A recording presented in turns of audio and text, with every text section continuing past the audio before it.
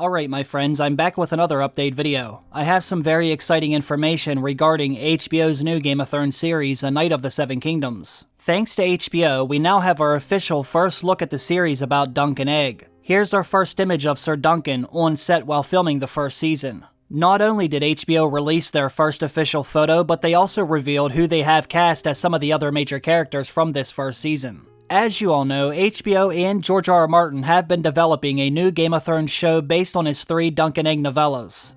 As you can see, they already started filming the new season, which will be based on the first Duncan and Egg novella, The Hedge Knight, set roughly 90 years before the events in A Game of Thrones. Now, according to George R.R. Martin and HBO, this first season will have 6 episodes. On his Not a Blog website, George R.R. Martin said, HBO has given us a green light to film for a full season, most likely of 6 episodes, though that is not set in stone. As of right now, I've written 3 novellas about Duncan and Egg, and those are The Hedge Knight, The Sworn Sword, and The Mystery Knight. Each of them initially released in various anthologies before being collected together in A Knight of the Seven Kingdoms. Our first season will be an adaptation of the first of the 3 novellas, The Hedge Knight, the story of how Duncan and Egg first met during a tournament at Ashford Meadow. HBO's official website has a short description of the show. It says, A Knight of the Seven Kingdoms follows a young, naive but courageous knight Sir Duncan the Tall and his young squire Egg. Set during an age when the Targaryen line still holds the Iron Throne, and the memory of the last dragon has not yet faded from living memory, great destinies and dangerous exploits all await these improbable and incomparable friends. Now, if you're not familiar with this story, we get our introduction of Sir Duncan in the opening scene of the first novella, as he's digging a grave for the old man Sir Arlen. We eventually find out that Dunk was around 16 years old, but because he was an orphan in the slums of King's Landing, he wasn't sure exactly how old he was. The old man Sir Arlen found Dunk in the streets of King's Landing when he was only 5 or 6 years old. That's when he made Dunk his squire and essentially raised him, and together they would wander all over Westeros for the next decade. Over the years, Sir Arlen showed Duncan everything he knew about swords, shields, and even lances.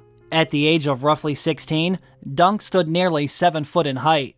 Although he may have been young, he was massive and a skilled fighter. So when the first novella begins, Dunk was now all alone after laying the old man to rest. The only things he had was what the old man left him.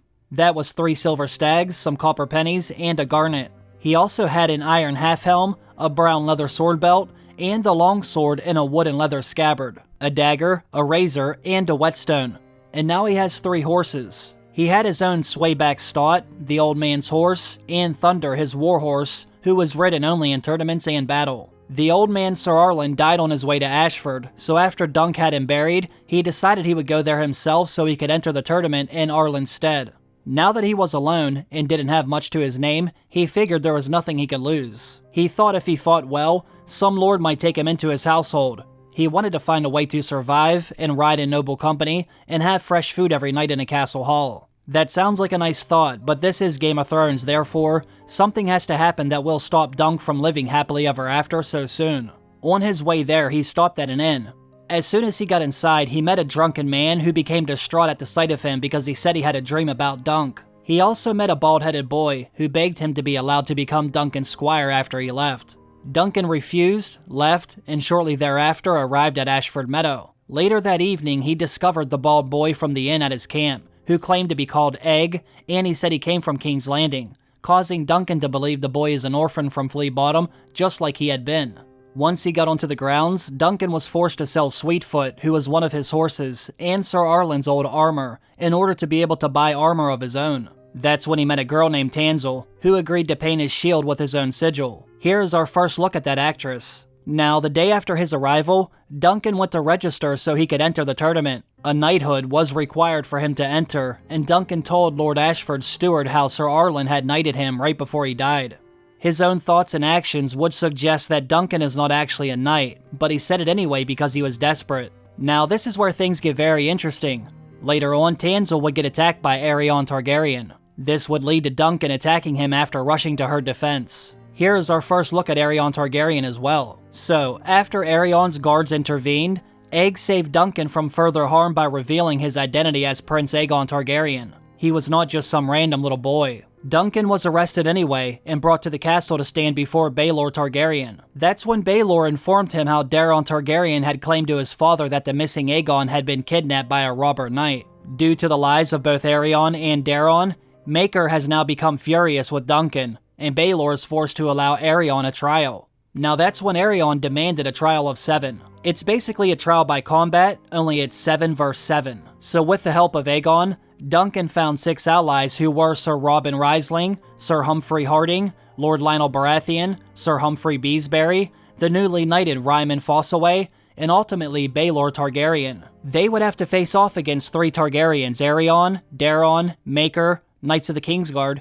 and Sir Steffon Fossaway. This would lead to one of the most amazing moments in all of A Song of Ice and Fire. I don't want to reveal any more than this. I would highly suggest that you read all 3 of George R.R. Martin's novellas, The Hedge Knight, The Mystery Knight, and The Sworn Sword.